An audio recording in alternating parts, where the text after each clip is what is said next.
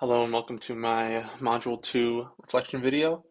To start off this module, we had watched Urbanization, How Cities Start and Grow. And upon seeing this video, I was delighted to see that it was made by Heimler's History, as I frequently watched his videos during my junior year in AP Human Geo in high school. This video kind of talked on the ideas of site and situation that interested me, and I kind of connected them to the prior articles and sections on the city of Chicago that we had talked about, and which site of like Lake Michigan in central U.S. with the farmland and the forest nearby, alongside its situation, being a central location, allowed for kind of this farmer city trade and act as a primary transportation hub for those cross country shipments and allowed the city to flourish. And then the next thing we covered was the 7 urban models explained video.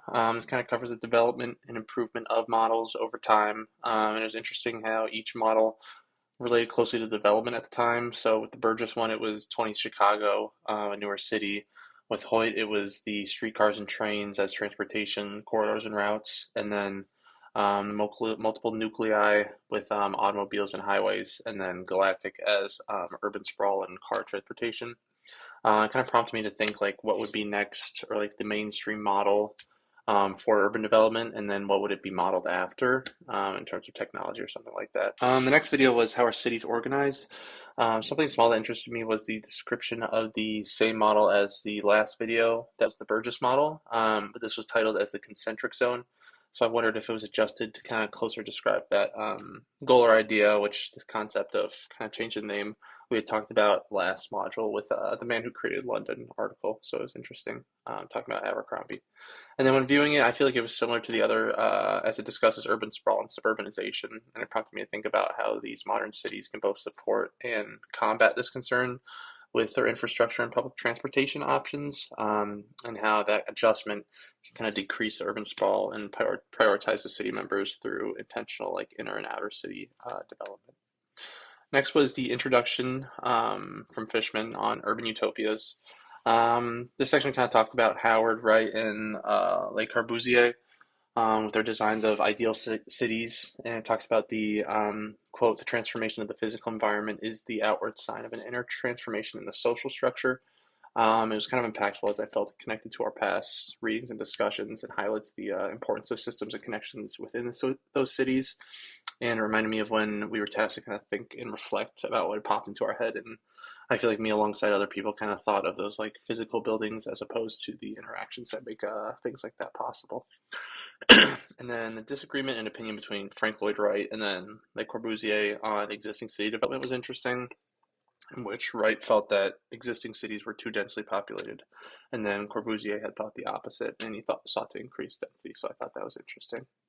The conclusions section from that article, they talk about their ideal planned cities, and within this, it kind of highlights the shift from an economic focus to one like human rationality. And it interested me as I kind of can recall some of my classmates' introductory videos, and a lot of the initial thoughts of cities alongside me was economy was kind of a common theme, and how it's difficult to think of our cities in this way. It's difficult to not think about them in this way because they do kind of act as economic hubs. But it kind of challenged me to think another way. And it also talks on Jane Jacobs in her writings on the death and life of great American cities, where she kind of talks about these complexities and challenges the complexity of cities bring to planners, and how these uses form a pattern of urban life that is like far too complicated to be anticipated or created by even the most powerful planner. So it just kind of interested me how it brings light to the amount of uncontrollable and unpredictable variables that arise in planning. Next was The Lost Metropolis, Chapter 7. It talks about the important role that women played socially and still play in bringing people together. It highlights Miss Berry Parker, who had formed a group of progressive educationalists and then formed a school in town. And it reminded me of the American in the Making video, in which the immigrant kind of met his wife, who was a teacher, and it highlighted the community that she created, and then also Jane Addams in the Whole House, which we had talked about last module. And then a later section talks on the development of British towns and cities post-World War II, and talks about this implementation of neighborhoods and the focus on creation of communities, but how this didn't really work out for the women at the time because without any form of transportation, entertainment was scarce and they kind of were trapped in their homes. And I still kind of feel like this was an issue that we see today, but more like broad scale impacting everybody. Because we kind of have a car vehicle based dependence or system that plagues a lot of our towns and cities. The next was talking about Frank Lloyd Wright, Corbusier, and Bauhaus. Growing up in Illinois in the Midwest, I was aware of Frank Lloyd Wright and was able to see his architecture in real life and then in media and shows like The Bear. But this video, alongside the other readings, kind of educated me on the larger scale planning that he had done, which was interesting.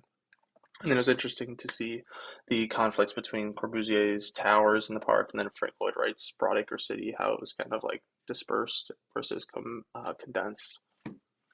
And then the 1939 World Fair, when viewing videos like this, I always think it's interesting to see kind of the predictions that they'd made for the future. I think it's a lot common for predictions at the time to be like hopeful and grand, with like flying cars and predictive models that mirror things that we see in like Star Wars films. And it's kind of interesting that nowadays our predictions are a lot more simple and kind of less hopeful, which is kind of interesting to see the contrast with that.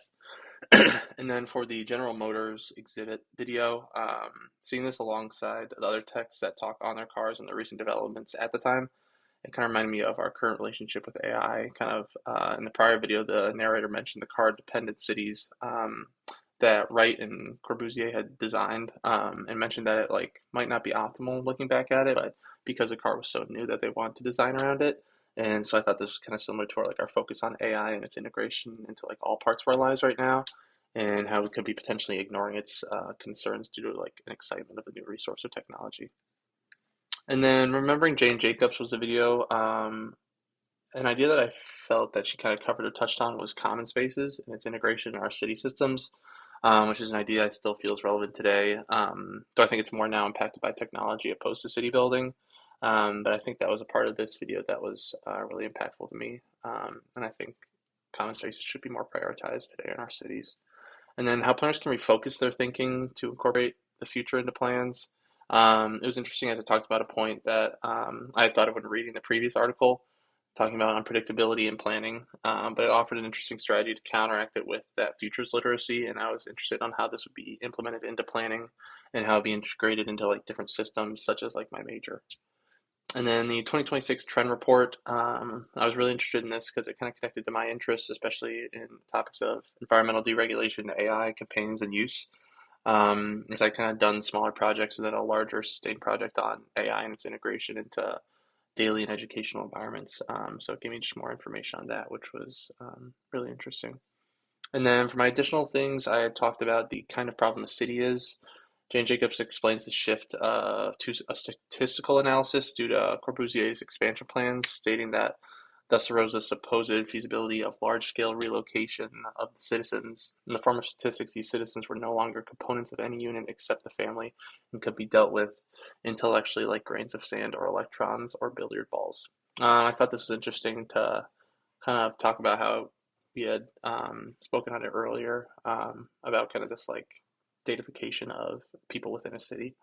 And then finally, our architecture, like Corbusier video, watching this and seeing its display of his models and shift from Victorian age architecture with focus on intelligence and engineering reminded me of the cyclical patterns that I've been seeing in recent times regarding architecture, because I kind of feel like for a period it was kind of this Corbusier, like simple, clean look, which you can kind of be seen like millennial gray. But now with like Gen Z, I feel like we've begun to kind of gravitate towards more like complex or like messy looking homes, which we're seeing in the architecture that kind of predated Corbusier. So yeah.